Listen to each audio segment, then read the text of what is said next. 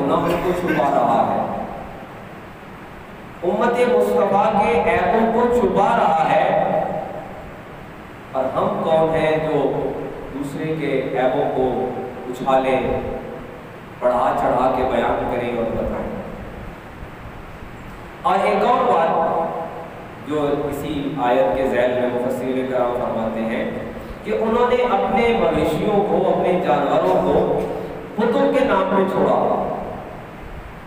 کچھ کو انہوں نے کہا کہ یہ استعمال ہی نہیں کیے جا سکتے، ان پہ نہ سواری کر سکتے ہیں، نہ انہیں ذبح کر کے کھا سکتے ہیں، یہ صرف بتوں کے نام پر۔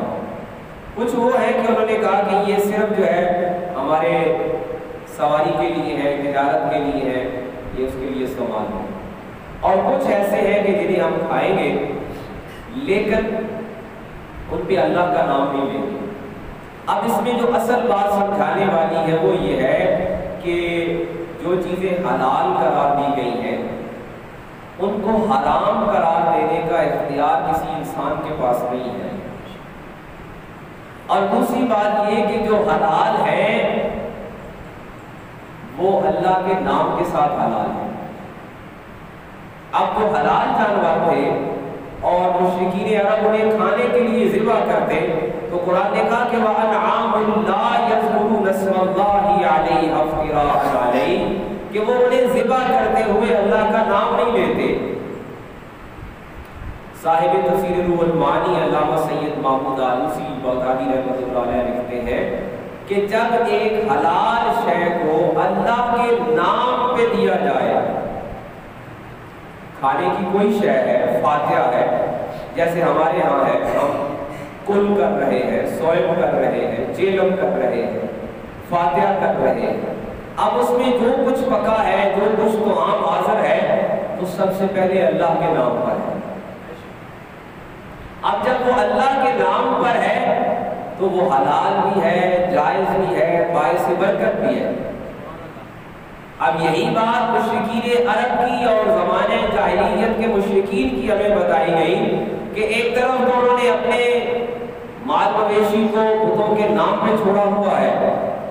ان کو وہ استعمال کے قابل ہی نہیں سمجھ رہے، اور دوسری طرف جن کو وہ کھانے کا کے لیے استعمال کر رہے ہیں ان کے لیے کیا کر رہے ہیں کہ لا یذکرون اسم اللہ، ان پہ وہ اللہ کا نام نہیں لے رہے۔ یہ اللہ کا نام لینا بڑا ضروری ہے۔ اسی لیے ہمارے ہاں یہ جو تبرک ہے جتنا، چاہے وہ میلاد کا ہے، محرم کا ہے، چاہے وہ رمضان کا ہے، ایصال ثواب کا ہے، فاتحہ کا ہے، کل کا ہے، اس میں ہم کیا کرتے ہیں؟ ہم پہلے اللہ کا نام لیتے ہیں، فاتحہ پڑھتے ہیں، سورہ فاتحہ پڑھتے ہیں، بسم اللہ پڑھتے ہیں، اور اس کا ثواب اللہ کی بارگاہ میں پیش کرتے ہیں۔ اللہ کا جب نام لیا جائے تو وہ باعث برکت ہے، باعث ثواب ہے، اور ہر دو طرح سے اس کا فائدہ ہے،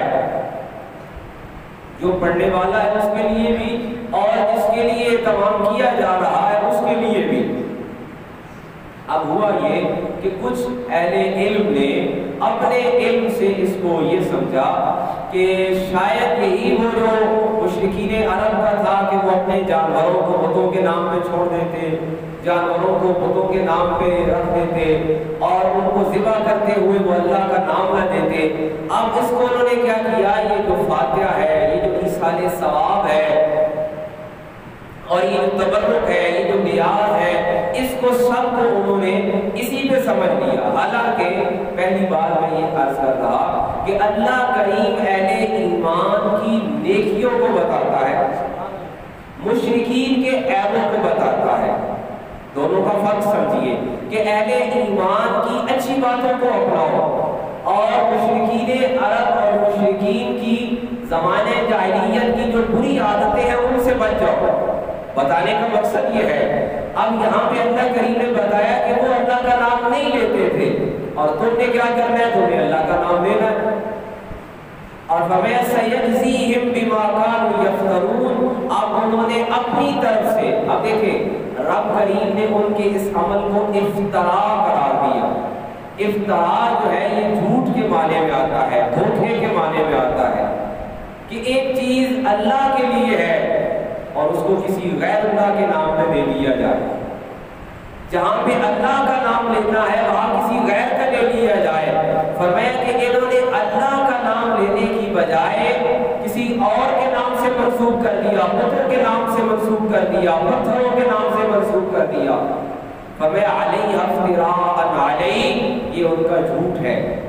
سیجزیہم بما کانوا یفترون، اور عنقریب وہ اپنے جھوٹ کی سزا پا لیں گے۔ جزا، اس کی جزا کا مطلب کیا ہے کہ وہ اس کی سزا پا لیں گے۔ عزیز مکرم، سورہ انعام کی یہ آیات ایک طرف ہمیں زمانہ جاہلیت کے ان مشرکین کا احوال بتا رہی ہے، اور دوسری طرف امت مصطفیٰ نبی رحمت حضور ختم مرتبہ صلی اللہ علیہ وآلہ وسلم کی جو امت ہے اس کا طریقہ بتانے کے لیے ہے کہ ہمارا رزق چاہے وہ انفرادی ہے چاہے وہ اجتماعی ہے۔ اور رزق کا معنی بھی یاد رکھیے، رزق کا معنی صرف یہ نہیں ہے کہ جو ہم کھا لیتے ہیں، رزق کا معنی یہ بھی ہے کہ جو ہم پہن رہے ہیں، رزق کا معنی یہ ہے کہ جو کچھ ہم پڑھ رہے ہیں۔ ایک غذا ہے جسم کی اور ایک غذا ہے روح کی۔ جس طرح قرآن نے کہا نا کہ الا بذکر اللہ تطمئن القلوب، کہ اللہ کا ذکر ہے جس سے اطمینان قلب ملنے والا ہے۔ یعنی ایک ہم غذا کھا رہے ہیں، ایک رزق حاصل کر رہے ہیں جس سے جسم کو راحت ملنے والی ہے، جس سے جسم کو سکون میسر آنے والا ہے، جسم کو توانائی ملنے والی ہے، اور ایک رزق ہے جس سے انسان کی روح کو، جس سے انسان کے ایمان کو، جس سے انسان کے وجدان کو اور انسان کے قلب کو، انسان کے ضمیر کو روشنی اور حیات ملنے والی ہے۔ وہ اللہ کا نام ہے، وہ تلاوت قرآن ہے، وہ تسبیح ہے، وہ ذکر ہے، وہ ذہنوں کی پاکیزگی ہے، وہ زبانوں کی پاکیزگی ہے۔ اور یاد رکھیے یہ جو رزق ہم جس کو سمجھ رہے ہیں نا کہ کھانا پینا ہے اور جسم توانا ہے، یہ زندگی کا ایک حصہ ہے، ایک حصہ دوسرا ہے، اور وہ کیا ہے؟ وہ اللہ کا ذکر ہے، وہ رب کی بندگی ہے، نماز ہے، تلاوت قرآن ہے، تسبیح ہے، یہ دوسری غذا ہے، اور اس سے روح بیدار ہونے والی ہے، اس سے ایمان کو طاقت ملنے والی ہے۔ انسان جسمانی طور پہ لاغر ہو جائے نا تو اسے کہتے ہیں کہ اسے کھانا اچھا دیا جائے، توانائی والا دیا جائے، تاکہ اس کا جسم دوبارہ توانائی حاصل کر سکے۔ اور ایک ہے انسان کی روح کے لیے توانائی، اور جب جسم توانا ہو اور روح کمزور ہو اس وقت انسان کی زندگی بے معنی ہو جاتی ہے۔ اور ایک کیفیت یہ ہے کہ انسان کا جسم بظاہر غذا حاصل نہیں کر پا رہا اور اس کی روح توانا ہے، اس کی روح بیدار ہے، اور وہ اللہ کے نام سے ہے، وہ اللہ کے ذکر سے ہے، وہ نماز سے ہے، وہ تلاوت قرآن سے ہے، وہ تسبیح سے ہے، وہ ذکر سے ہے۔ اس کی مثال ہم دیکھتے ہیں کہ 61 ہجری کربلا کا میدان، اور 3 دن کی بھوک اور پیاس، اس کے باوجود زبانیں اللہ کے ذکر سے سجی ہوئی ہیں، جبینیں رب کے حضور سجدے سے روشن ہے اور منور ہے، اور ان میں توانائی موجود ہے۔ دشمن اس انتظار میں ہے کہ میں کب آل مصطفیٰ کو کمزور کر سکوں، بھوک سے، پیاس سے، مگر قربان جائیے جنہیں قرآن، جن کے گھر میں قرآن اترا، اور جنہیں قرآن سیدۃ النساء العالمین سیدہ فاطمہ الزہرا پڑھائے، اور جنہیں باب مدینۃ العلم مولائے کائنات قرآن پڑھائے، ان کی زبانوں پہ تلاوت قرآن رک نہیں سکتی، اور ان کے ہاں نماز رک نہیں سکتی، اور اس لیے ان کی روح بیدار ہے، اور روح بیدار بھی ہے اور توانا بھی ہے۔ اور جب 10 محرم کی صبح سیدہ سکینہ بنت الحسین اپنے والد گرامی سے کہتی ہے کہ پیاس کی شدت ہے، تو والد گرامی خیمے سے پیچھے لے جاتے ہیں، اور بتاتے ہیں کہ ہم خلیل اللہ کا خاندان ہیں، ہم اسماعیل ذبیح اللہ کا خاندان ہے، وہ زمزم کی روایت ہمارے گھر کی ہے، اور بتاتے ہیں کہ بیٹی ایک دعا اور ایک اشارے سے اللہ کے حکم سے پانی ہمارے انتظار میں ہے، لیکن یاد رکھو ہم یہاں چشمے جاری کرنے نہیں آئے، ہم یہاں استقامت دکھانے آئے۔ حاضرین مکرم، یہ جو تلاوت قرآن کے راستے پر ہوتے ہیں اور جو نماز کے راستے پر ہوتے ہیں، یہ جو ہم سارا آواز سنتے اور پڑھتے ہیں نا، یہ دراصل اس سارے واقعہ میں قیام امام بڑا اہم ہے۔ فضائل، مسائل، واقعات یہ سیکنڈ لائن پر ہے، اور پہلا ہے قیام حسین۔ یہ یعنی مقصد کربلا کیا ہے؟ مقصد کربلا دین مصطفیٰ کی ترویج ہے، نظام دین مصطفیٰ کی پائیداری اور قیام ہے۔ لہذا جب بھی امام عالی مقام کا تذکرہ ہوگا تو یہ بات ذہن نشین رہنی چاہیے کہ ان کے لیے یہ مسائل، یہ پریشانیاں، یہ فاقہ، یہ پیاس، یہ کوئی نئی بات نہیں ہے، بلکہ قرآن مجید کی سورہ طاہر ہمیں بتاتی ہے کہ سیدہ تو نساء العالمین سیدہ فاطمہ کے گھر تو فاقہ شروع سے رہا ہے، پیاس تو ان کے گھر کی عادت ہے، روزہ تو ان کی گھٹی میں شامل ہے۔ یہ پیاس، یہ بھوک اور یہ افلاس اور یہ تنگی، یہ مصیبتیں، یہ پریشانیاں، یہ کوئی نئی بات نہیں ہے، یہ حیدر کرار کا گھر ہے، یہ آقا کریم امام الانبیاء کا گھر ہے کہ غزوہ احزاب کے موقع پر آقا کریم نے صحابی کو بتایا کہ جب اس نے کہا نا کہ میں نے ایک پتھر باندھا ہے، آقا کریم نے اپنا شکم مبارک دکھایا کہ میں نے 2 پتھر باندھے ہیں۔ لہٰذا یہ بھوک اور یہ افلاس اور یہ پیاس یہ آل مصطفیٰ کے لیے کوئی نئی بات نہیں ہے۔ اور جیسے میں نے عرض کیا کہ ہم یہ سوچتے ہیں کہ شاید روٹی نہ ملے، پانی نہ ملے، جسم کمزور ہو جائے تو انسان واقعتاً کمزور ہو جاتا ہے، یقیناً ہمارے جیسا کمزور ہو جاتا ہے، اور اس کے احساس جواب دے جاتے ہیں، کیونکہ ہمارے ذہن، ہمارا شعور اور ہمارا فہم و ادراک ہمارے اسی جسم کے تسلط میں ہے، لیکن قربان چاہیے وہ ہے جن کے لیے قرآن نے کہا کہ وَيُطَهِّرَكُمْ تَطْهِيرًا، جن کو رب نے پاک کر دیا ہے، اور جن کے جسموں کو بھوک کی عادت ہے، فاقہ کی عادت ہے، لہٰذا یہ غذا کی کمی ان کے شعور کو اور ان کے فہم و ادراک کو کمزور نہیں کر سکتی۔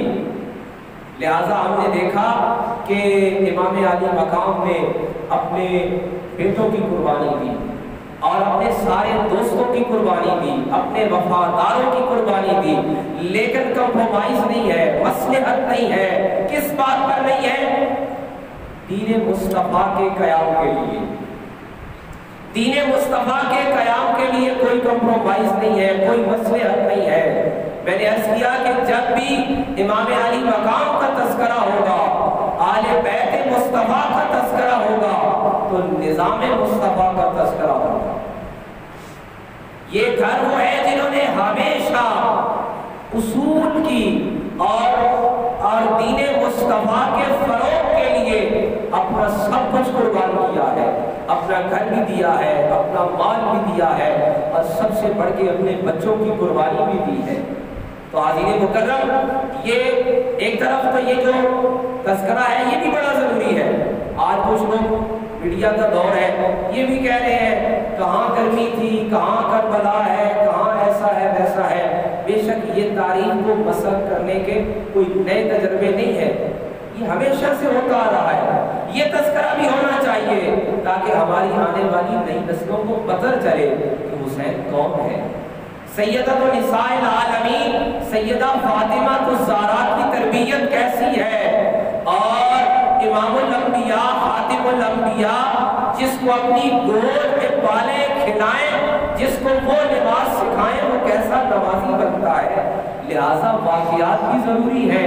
لیکن اس کے ساتھ واقعات کے ساتھ دوسرا جو پہلو ہے وہ ہے مقصد کربلا۔ قیام امام بڑا ضروری ہے کہ یہ سمجھا جائے کہ امام نے قیام کیوں کیا ہے، امام نے حکومت سے ٹکر کیوں لی ہے، بادشاہ وقت کے خلاف آواز کیوں اٹھائی ہے، اور اپنے بچوں کو میدان میں لے کر کیوں آئے ہیں، کربلا سجائی کیوں ہے۔ مدینہ میں رہتے لوگ نذرانے دیتے، ہاتھ چومتے، احترام کرتے رہتے، لیکن سبب کیا ہے؟ آقا نے یہ بتایا کہ جو امام الانبیاء خاتم الانبیاء کی گود میں پلے اور جس کی رگوں میں سیدۃ النساء العالمین سیدہ فاطمہ الزہرا کا خون ہو، وہ کبھی کسی فاسق و فاجر کے سامنے خاموش نہیں ہو سکتا۔ حاضرین مکرم، قرآن مجید اور احادیث مبارکہ ہمیں یہ بتاتی ہے کہ دین مصطفیٰ کے لیے، پیغام حق کے لیے، اور یہی دین مشکل ہے۔ جس طرح اقبال نے کہا نا کہ نکل کر خانقاہوں سے ادا کر رسم شبیری، یہ اندر بیٹھ کر بات کرنا بڑا آسان ہے، یہ جو ہم محراب و منبر میں بات کر رہے ہیں، یہ جو ہم احاطے میں بیٹھ کے بات کر رہے ہیں، کسی جابر اور ظالم حکمران کے سامنے بات کرنا اور لشکر کے سامنے حق کی بات کرنا، اس کے لیے جیسے میں نے عرض کیا، اس کے لیے اس ظاہری جسم کی توانائی سے زیادہ روح کی توانائی ضروری ہے۔ اور جس طرح امام علی مقام نے بتایا کہ روح کی غذا کیا ہے، وہ تلاوت قرآن ہے، وہ نماز ہے۔ امام علی مقام کی سیرت اس بات پر گواہ ہے کہ کون سی شے ہے کہ جس نے 61 ہجری کے کربلا کے اس حسین کو تیار کیا ہے، وہ نماز ہے اور تلاوت قرآن ہے، وہ نماز ہے اور تلاوت قرآن ہے۔ یقیناً اس میں سیدہ کائنات کی تربیت بھی ہے اور آقا امام الانبیاء کی تربیت بھی شامل ہے، لیکن عمل کیا ہے جس سے حسین تیار ہوا ہے؟ وہ عمل نماز اور قرآن ہے۔ حاضرین مکرم، ان پاکیزہ ہستیوں کا تذکرہ بھی ضروری ہے اور ان کی سیرت پر عمل بھی ضروری ہے۔ الہ العالمین ہمیں آواز